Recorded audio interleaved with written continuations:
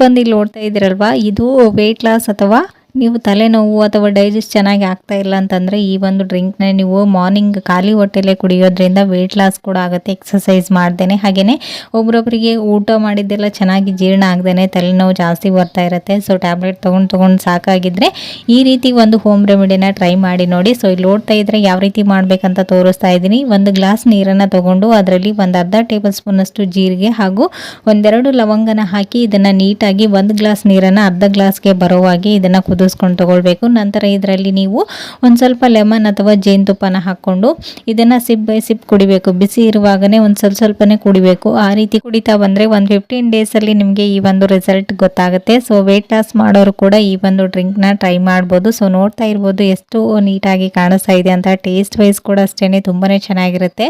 so ನೀವು ಯಾವುದಾದ್ರೂ tablets ತೊಗೊಂಡು ಹೆಲ್ತನ್ನು ಹಾಳು ಮಾಡ್ಕೊಳ್ಳೋದಕ್ಕಿಂತ ಈ ರೀತಿ ಒಂದು ಹೆಲ್ದಿ ಆದಂಥ